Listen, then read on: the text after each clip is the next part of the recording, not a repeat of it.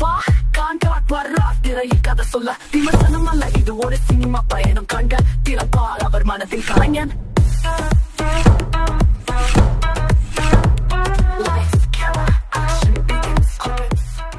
ஹே மகாஸ், எல்லோருக்கும் தீபாவளி நல்வாழ்த்துக்கள். இந்திய எபிசோட்ல கீர்த்தி சுரேன் டைரக்ஷன்ல பிரதீப் ரங்கநாதன், சரத்குமார் நடிப்பில் வெளிவந்திருக்கும் டியூட் படம் எப்படி இருக்குன்னு பார்க்க போறோம். இந்த வீடியோ பிடிச்சிருந்துச்சுன்னா லைக் பண்ணுங்க, உங்க ஃப்ரெண்ட்ஸ் அண்ட் ஃபேமிலிக்கு ஷேர் பண்ணுங்க. மறக்காம இந்த சேனலை சப்ஸ்கிரைப் பண்ண சொல்லுங்க. ஒருவேளை நீங்களும் சப்ஸ்கிரைப் பண்ணலையா, மறக்காம சப்ஸ்கிரைப் பண்ணுங்க. வாங்க படம் எப்படி இருக்குன்னு பார்க்கலாம்.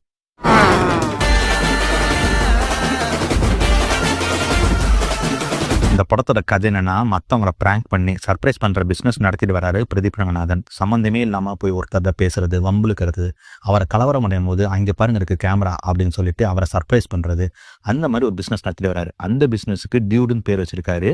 இவரவே இவங்க மாமா பொண்ணு பிராங்க் பண்ணி லவ் ப்ரப்போஸ் பண்றாங்க. ஒரு கட்டத்துல இவங்க 2 பேரையுமே கலவரம் அடைய செய்யற மாதிரி ஒருத்தர் பிராங்க் பண்றாரு. அவங்க லைஃப் சர்ப்ரைஸா மாறுச்சா இல்லையான்றது தான் இந்த படத்தோட மொத்த கதையே. இந்த கதையை ஜென்சி கிட்ஸுக்கு பிடிச்ச மாதிரி ஃபன் மூட்ல எடுத்து வச்சிருக்காங்க. லைஃப்ல நீ ஒரு விஷயத்தை லெஃப்ட் ஹேண்ட்ல டீல் பண்ணா லைஃப் லெஃப்ட் ஹேண்ட்ல டீல் பண்ணு.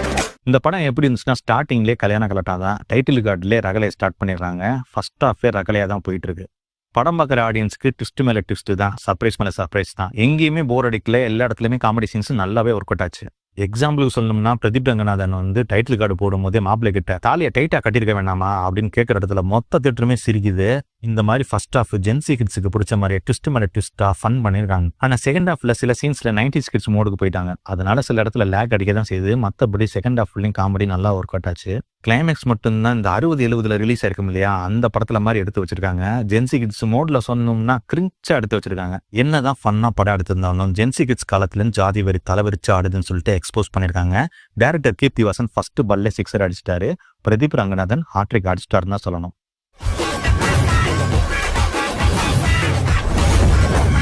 பெர்ஃபார்மன்ஸ் வைஸ் பார்த்தோம்னா, பிரதீப் ரங்கநாதன் அவருக்கும் தனியாக ஒரு ஃபார்முலா ஒன்று கிரியேட் பண்ணியிருக்காரு. கொஞ்சம் சூப்பர் ஸ்டார், கொஞ்சம் தனுஷ், கொஞ்சம் பிரபுதேவா, இவங்கெல்லாம் மிக்ஸ் பண்ணால் ஒரு பெர்ஃபார்மன்ஸ் வரும் இல்லையா, அந்த மாதிரி ஒரு பெர்ஃபார்ம் கொடுத்துட்டு இருக்காரு. குறிப்பாக ஜென்சி கிட்ஸோட பல்ஸை பிடிச்சிட்டாருன்னு சொல்லணும். இவர் நடிக்கிற படமாக இருந்தாலும் சரி, இவர் டைரக்ட் பண்ணுற படமாக இருந்தாலும் சரி, ரகலை பண்ணுறாரு. இந்த படத்தில் டைட்டில் கார்டு போடும் போதே ரகலை பண்ண ஆரம்பிச்சிடாரு. பக்கா தியேட்டர் மெட்டீரியல், சூப்பர். சரத்குமாரோட பெர்ஃபார்மன்ஸ் பத்தி சொல்லணும்னா, படத்தோட செகண்ட் ஹீரோ இவர் தான். சொல்ல போனா மெயின் ஹீரோவே இவர் தான். இவர் வர ஒவ்வொரு சீனும் பட்டாசு தான். ரகலை பண்ணியிருக்காரு மனுஷன். காமெடி, சென்டிமெண்ட், வில்லத்தனம் சொல்லிட்டு நடிப்புல விஷமத்தனம் பண்ணியிருக்காரு. சூப்பர். அமிதாப் பச்சன் நல்லா பெர்ஃபார்ம் பண்ணியிருக்காங்க. நம்ம பரிதாபங்கள் டிராவிட் செல்வம் த்ரோ அவுட் படம் ஃபுல்லா வராரு, நல்லாவும் பெர்ஃபார்ம் பண்ணியிருக்காரு. சத்யா அங்கங்க காமெடி பண்ணியிருக்காரு. நேகா செட்டி அவங்களுக்கு கொடுத்த கேரக்டர் நல்லாவே பண்ணியிருக்காங்க. ஹிருது ஹாரனுமே அவர் கொடுத்த கேரக்டர் நல்லா பண்ணியிருக்காரு. என்ன ரோகிணி கேரக்டர் மட்டும் இன்னும் கொஞ்சம் பெட்டரா எழுதியிருக்கலாம், அவங்கள வேஸ்ட் பண்ணிட்டாங்க. நல்லா இருந்தா 2 பேர் லைஃப் நல்லா இருக்கும், இல்ல 2 பேரும் நாசமா போகும். நிகேத் பூமியோட சினிமாட்டோகிராஃபி ஒரு கமர்ஷியல் படத்துக்கு என்ன தேவையோ கலர்ஃபுல்லா ஷூட் பண்ணியிருக்காங்க. நைட் சீக்வன்ஸுமே லைட் செட்டிங்ல நல்லாவே பண்ணியிருக்காரு. இந்த படத்துக்கு இவரோட சினிமாட்டோகிராஃபி ஒரு பிளஸ்னே சொல்லலாம். சாய் அபயங்கர் மியூசிக்ல ஊரும் லெட்டு ஆல்ரெடி ஹிட் ஆயிடுச்சு. மற்ற பாட்டுலாம் சுமாராக தான் இருந்துச்சு.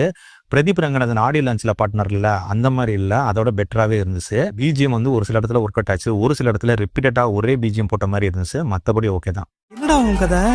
கல்ல கண்டா நாயக்கானா, நாய கண்டா கல்ல காணான்ற மாதிரி. பாரத் விக்ரமனோட எடிட்டிங்ல படம் 2 hours 19 minutes ஓடுது. ஃபர்ஸ்ட் ஹாஃப்ல ரொம்ப கிறிஸ்பாவே கட் பண்ணியிருந்தாரு, நல்லா இருந்துச்சு. செகண்ட் ஹாஃப்ல சில சீன்ஸ் வாண்டடா சேர்த்திருந்தாங்க, அதை மட்டும் கிறிஸ்பா கட் பண்ணிருக்கலாம்.